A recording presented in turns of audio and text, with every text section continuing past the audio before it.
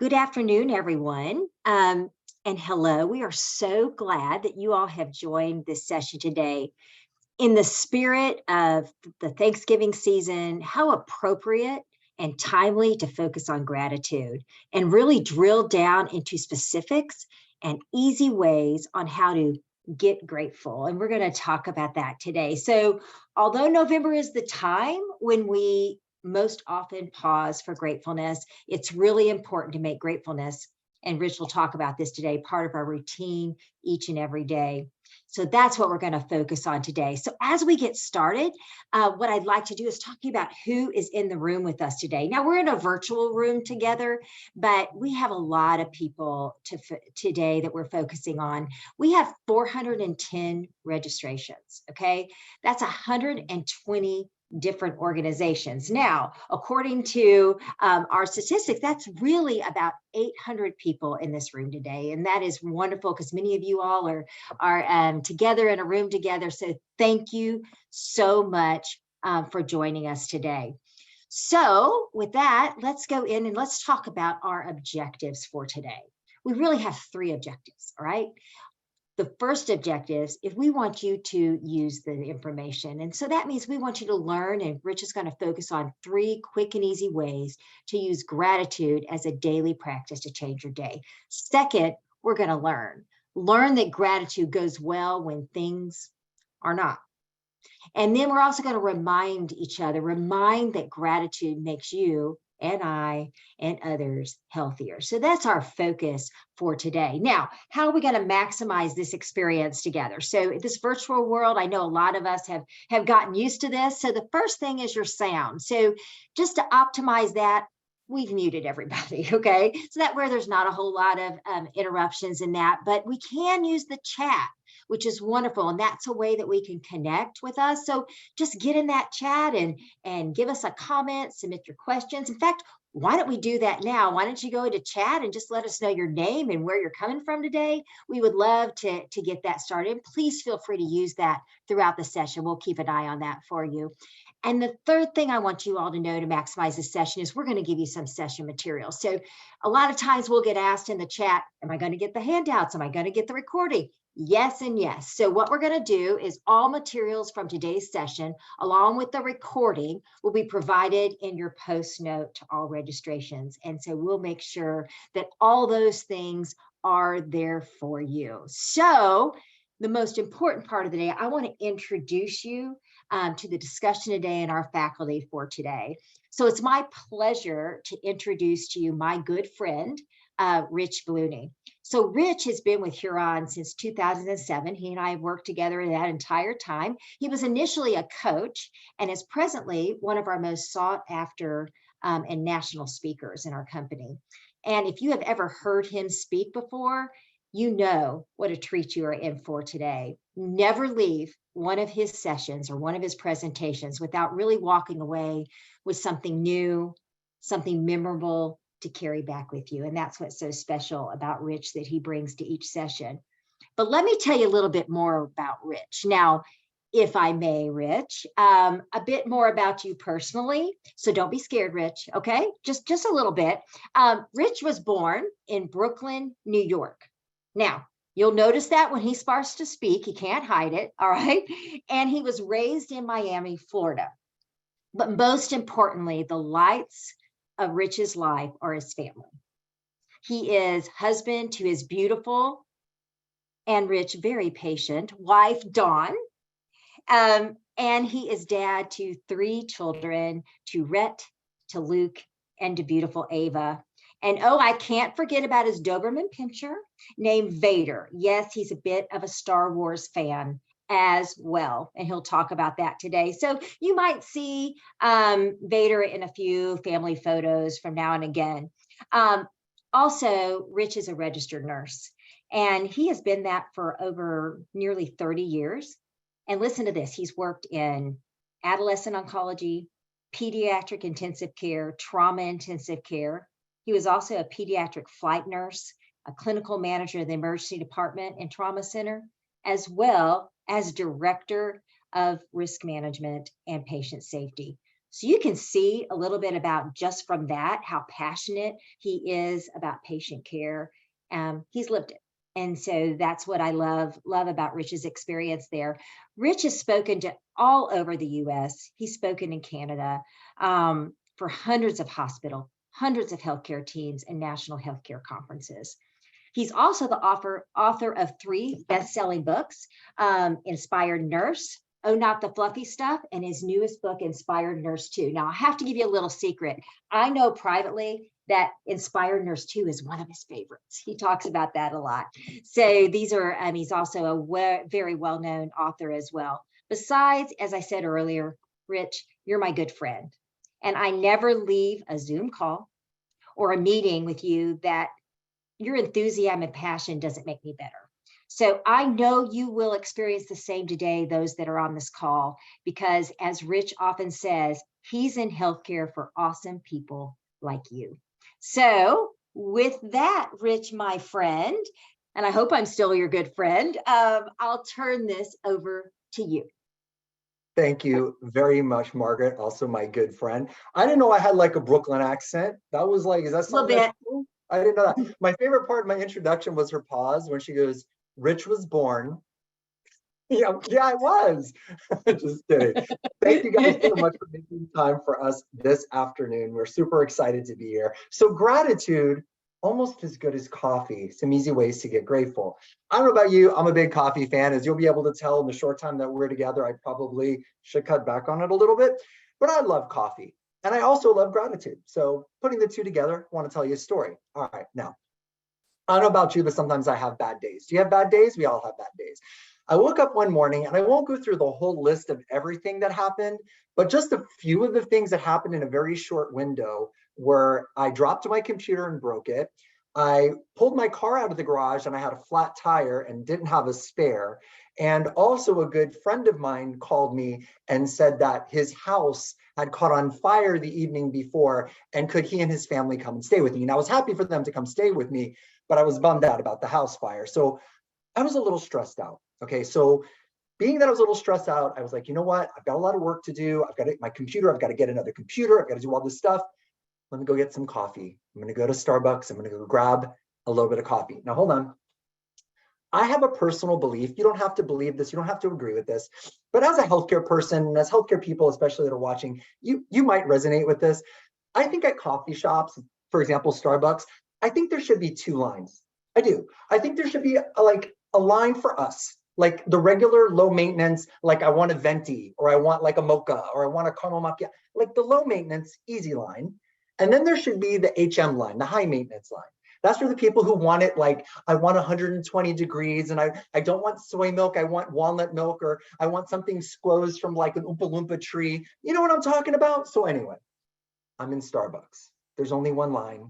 And the person in front of me is clearly somebody that belongs in the high maintenance line. But I'm going to be cool, take a deep breath. It's all going to be fine. I'm waiting behind this gentleman, and he's ordering from the young man, 16 years old, that's working at the coffee shop.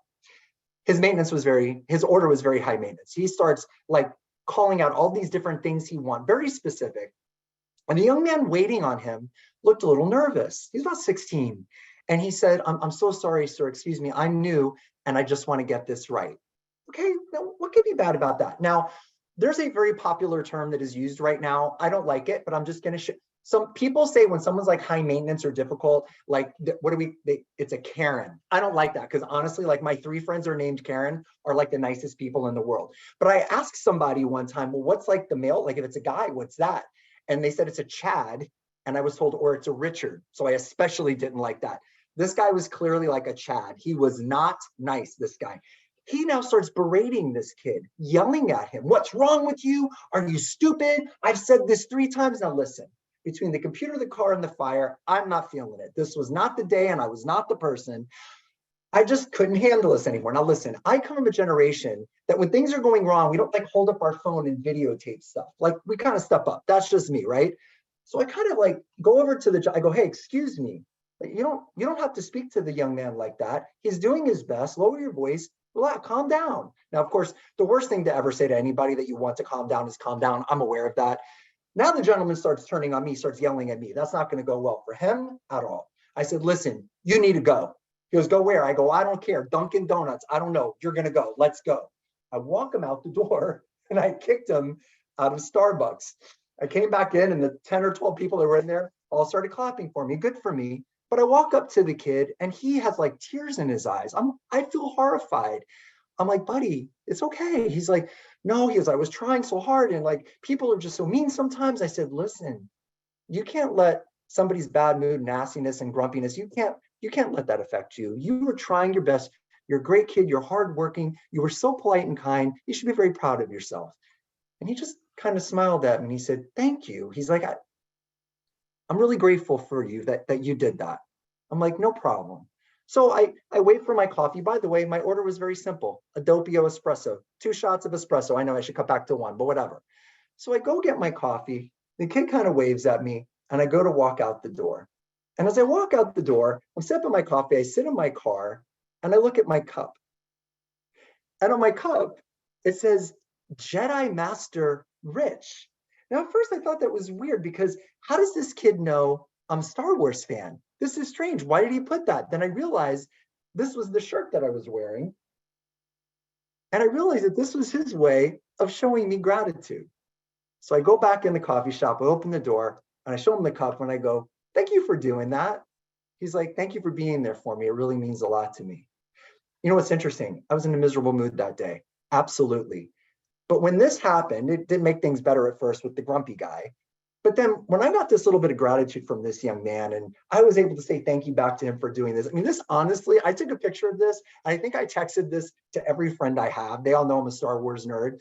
And it just touched my heart. And it's amazing how there's a cascade with gratitude. So I want to talk to you a little bit about some ways that you can kind of like caffeinate yourself with gratitude. First of all, people wonder about gratitude. Is this like fluffy stuff? You know, like, is this just like some feel good, whatever? And you know what's really interesting is there's actually some really cool science behind gratitude and how it helps us, how it makes us healthier. I've come across a lot, but I was particularly intrigued by this from Dr. Emiliana Simon Thomas from UC Berkeley. I love the way she broke down gratitude. So I've used her stuff, but I've kind of just like added my own simplification to it. First of all, gratitude, yes, it's an emotion. Using what I just shared. When I saw that Jedi Master Rich, I felt good. It was, you know, that gratitude, it just felt good. I could tell the young man I felt good when he said thank you to me. And he felt good when I was like, oh man, that meant a lot to me. It's something that could be a temporary state where in that moment, something happens and it just feels good. You feel grateful for it. You're at a party and having a good time, or you eat a meal that's really awesome. It's a trait, a characteristic, or if you will, your disposition. You're the type of person that notices the good or looks for what you're grateful for. And also, gratitude can be a practice. Here's what I love about this. The idea of a practice, meaning things that you can do, can actually evoke the emotion and also strengthen your characteristic, your trait, if you will. I love that. They did a meta study, and I love this whole idea of a meta review. So a meta review is a review of a bunch of reviews, right? And when they did this back in 2010, it was clinical psychology. They show that gratitude decreases stress and depression. That's good. Increases well-being. That's good. Life satisfaction, relationships, and sleep. Surely Mr. Grumplestiltskin, who ordered the, cafe mocha, I hate everybody, that was in front of me, could have benefited from maybe a little bit of gratitude. This is something that makes us actually healthier. So how do you use it?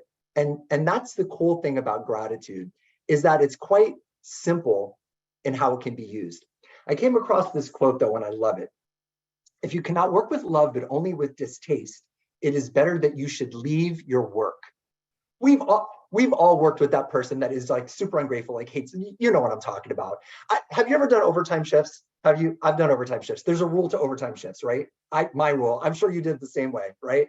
First of all, you look at what days you're off. Okay, I'm off Tuesday and Wednesday. I can do overtime. What's step 2? You look at who's working, right? So Tuesday, you look down the schedule. You go, oh no. Wednesday, you look down the schedule. Oh, yeah. Those are the people. They work with love. Those are the ones we want to be around.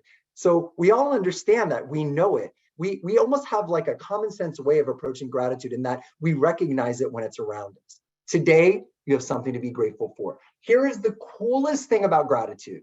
It is easy to do with big benefits. Big benefits, easy to do. We all could use that. So first of all, think about it. This is the simplest thing to do. During the course of your day, think about something you're grateful for. Now, especially when you're having a tough day, especially when things are not going well. You need an antibiotic when you have an infection. You need, a decongestant when you're congested, right? You need water when there's a fire. When you're having a tough time, that's exactly when you need gratitude. So think about it. When I worked in a trauma unit, I worked in a level 1 trauma center. I sometimes didn't get breaks. I mean, that's the nature of things, right? I mean, gangs that are doing drive-by shootings and people that are trying to crash into other people on the road, they tend to not look at their calendar and go, oh, the trauma department's really busy today. I think I'll ease up. Nope. So sometimes I didn't get breaks. And sometimes I was a little stressed out. I would actually find myself in an elevator or walking down the hallway, stressed out. And I would say to myself, what am I grateful for right now? Sometimes it was silly. Sometimes it was I was working with somebody fun, or I got a good parking spot, or the weather was nice outside, or I was going to be off this weekend. So very easy way to practice. Remember, I talked about all the different steps about it. So think it, all right? Write about it. So think about it. The next step is to write about it.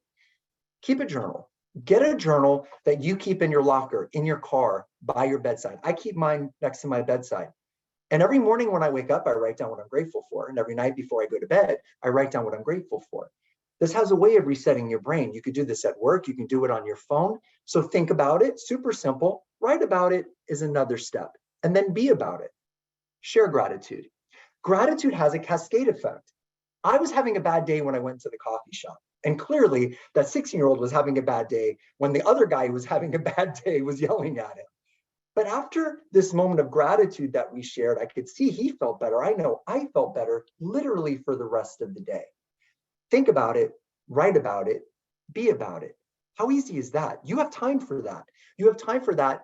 And the effects, the studies, Google gratitude and health, gratitude, depression, gratitude and immunity. You'll be amazed at what you find. The interesting thing is gratitude works how the science of the mind works. What you put in front of the mind will seek out. I'll prove this to you. Have you ever met a person that had a name you've never heard before? So they say their name to you and you think to yourself, I've never heard that name before. Doesn't it seem like after that day, you hear that name everywhere you go? All of a sudden, you're like noticing it left and right. It didn't just get popular. You've just tuned into it. I'll prove this to you even further. So I can't see you all, but you can certainly put a comment in the chat. I'm going to ask you a question. And I already know from all the times I've done this in front of 5,000 people as probably the biggest group I've ever done this in front of. I'm going to ask you a question about something that's kind of rare, but when I point it out to you, watch how afterwards you're going to see it everywhere. Ready? Here's the question. How many of you watching right now drive a yellow car? Not a lot of people? No. Now watch this. Ready? Okay, ready? Yellow car, yellow car, yellow car, yellow car. I've got props. I'm like Carrot Top now, right? Yellow car. After today, you're going to see yellow cars everywhere you go. They're going to cut you off on the road, park next to you. You're going to be amazed at how many yellow cars you see. But noticing a yellow car won't change your life. Noticing what you're grateful for will. Actually, play the yellow car game. I've invented this. When you're driving in your car, every time you see a yellow car, call out one thing that you're grateful for. It's kind of like number one, the think about it part. Driving down the street, see a yellow car, go, oh, look, yellow Mustang. I'm grateful for my health. Drive a few blocks further. Oh, wow, yellow pickup truck. I'm grateful I have a home. You'll be amazed at what you start to notice when you look for that which you thought wasn't even around. Now, when it's pointed out to you, you will see it everywhere. When you put gratitude front of mind, you start to see it everywhere you go. Start noticing the yellow cars in your life. So remember, think about it, write about it, be about it. Got it? Good. So last year, I lost my mom. My mom and I, pretty much that was who I had most of my life. My dad passed away when I was 22. I'll be honest with you. Like many of us, I didn't have a perfect childhood. I don't think there's a perfect parent in this world. I think that both my parents did the very best they could. Sometimes though with my mom, there was some struggles in my childhood and early on. When she was about 89 years old, my mom moved closer to us, and she was able to move into an ALF that was built literally walking distance from my house. Beautiful place. She wanted to live there. She wanted to have like her own space, but she wanted to be close to my family and my kids. She fell and broke her hip and she needed surgery. This was right when COVID was starting to blow up. She did really well, got through the surgery, did pretty well, went through rehab, started doing okay. About a year and a half or so later, when she started doing well and things were with COVID got a little bit better here, because I'm a nurse and we had certain rules here in my state where we're allowed to visit under certain circumstances, we were allowed to be around my mom, and she was enjoying some time with us and it was great. When she was 90, probably a few weeks before her 91st birthday, she fell again in the ALF and she broke her other hip. And this time, though, things unfortunately did not go as well. To make a long story short, probably, a week or two afterwards, she started going downhill and started having a lot of problems. I don't know about you, but I'm the healthcare worker in my family. I have two wonderful older brothers. My wife's also a nurse. So everything, all the decisions, all the care was kind of on us. I was with my mom pretty much 20 hours a day. I'd come home and sleep for 2 or 3 hours and go back, and I would feed her and I would bathe her and I would do all of those things. I did it gladly. I really did. Like I said, as a child and growing up, I had a difficult childhood. There were some challenges, but this time with my mom was precious. The last few years, I remember probably about 4 days before her 91st birthday, my mom was kind of in and out of it a little bit. I was holding her hand. That's our hands right there. And she looked at me and she said, "Rich, I'm sorry." I thought she was apologizing for having fallen and hurt. I was like, "Mom, don't apologize. Accidents happen. I'm sorry this happened to you. It's okay. We don't mind taking care of you. It's fine." She goes, "No, no, no, no, not for this fall. I'm sorry for everything." Wow. I said, "Mom, it's okay." She goes, "No, I got to say to you, I'm so grateful for you. I'm grateful not only for everything you've done these last few weeks, but I have to tell you from the bottom of my heart, I'm grateful that you're my son. I couldn't ask for a better son." Now, between you and I'm certainly far from perfect as anything, especially a son. But wow, she had never said anything like that to me before, ever. It was amazing. On October 5th, her 91st birthday, my mom passed away with me holding her hand and telling her how much I loved her. I remembered still being the nurse, the healthcare worker, and arranging everything, and the ALF employees wanted to come in to say their final goodbyes and pay their respects. And finally, the funeral home came and took my mom, and I was alone in her room, and I was sad. I was hurt. And then I walked outside with my head down, and I looked up at where my car was parked. And that's what was parked next to it. I think there's no coincidences in life. I had to chuckle to myself. Here I am, the yellow car guy, and look at this message. But I got to tell you, I remember thinking to myself, wow, today I get a pass. I don't have to be grateful. My mom just died. No one would expect me to be grateful right now. I went home that evening. My wife was holding me, comforting me. We were talking, and I looked over at my bedside table at my journal, my gratitude journal. And I'll be honest, I was a little annoyed by it. I resented it. I looked at it and I thought to myself, nobody has to know. Today I get a break. And I always write every day, I'm grateful for that. No, today I'm getting a break. My mom just died. Come on. And then I laid down. And then to be honest with you, something was gnawing at me, it was bothering me. And I sat up, my wife says, "What's wrong?" And I said, I just need a second. And I picked up the journal with the intention of writing one thing. And I wrote 4 pages of what I was grateful for. You see, this isn't about some silly Pollyanna stuff where, when things go wrong, be happy, just be positive. No, I wasn't happy. I was sad. My heart was broken. But it was at that moment that I needed the gratitude. See, gratitude can coexist alongside stress. Gratitude can coexist alongside sadness. Gratitude can coexist alongside a negative situation. You need it then. That's when you need it most. And I wrote 4 pages. Grateful that I had closure with my mom. Grateful that she showed gratitude. Grateful that I was able to be with her. Grateful, even in that dark moment. Listen, I know a lot of you have had to deal with and are dealing with a lot of stuff, personally and professionally. And I just want to let you know, use gratitude. It's a tool that you have that even when it's tough, you can think about it, you can write about it, and you can be about it. And I want to let you know, I'm grateful that you spent a little time with us today. We are super grateful for that. I hope you enjoyed this little short chat about gratitude. Start looking for the yellow cars in your life because they're everywhere. Thank you, guys. Wow, thank you, Rich. What a powerful message today. I know I needed to hear that. And you have a lot of love in the chat, by the way. Lots of thoughts about your mother, lots of thoughts about the yellow cars and the reminder that you've given. So thank you. Extraordinary. I'll never forget what you said. Gratitude can coexist with sadness, with grief, with illness. And so thanks for that reminder today. Thank you. As we turn to, again, we've had some questions regarding the session materials we'll give you. Yes, we're going to have a session evaluation, and that's one thing we would love to hear your feedback. So just go into chat now, and you can link there. Amanda's given that to us, and we'd love your feedback. It helps us to get better. And also the session materials, what are you going to get? We're going to give you the slides. We're going to give you this wonderful recording that Rich just delivered. And also we're going to give a link to Rich's speaking and website and his books, which are incredible resources for you.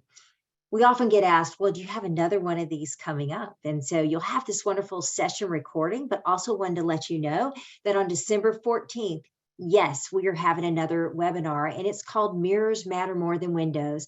And it's really about that culture of excellence. And so that'll be a nice time for us to remember that as we end the year. But most importantly, we have a conference coming up, a live conference, and it's February 16th and 17th, and it's going to be in Vegas. And just a little secret, Rich, are you going to be there? I think he is. I think so. So Rich is going to be our keynote, and he'll be around the hallways, and maybe you can have your picture with him, that kind of thing. I love to hang around Rich at conferences. He's a popular guy. So anyway, that's a little bit about our conference. We'd love for you all to be a part. It's focusing on leadership, and we'd love for you to be there, developing yourself and your teams. As again, it is in Las Vegas on February 16th and 17th. And we'd love for you to be a part, and we'll send you that link as well. So in closing, I just want to say thank you. Really thank you for spending your time today, because I know that there's really a lot of things that you could be doing. So thank you for your time to pause, to talk about gratefulness. But most of all, thank you for the difference you make each and every day. And as Rich says so well, we are grateful today for awesome people like you. We're grateful for you. So we will sign off now. Go look for those yellow cars, and we hope you have a terrific remainder of the day. Thank you all for joining.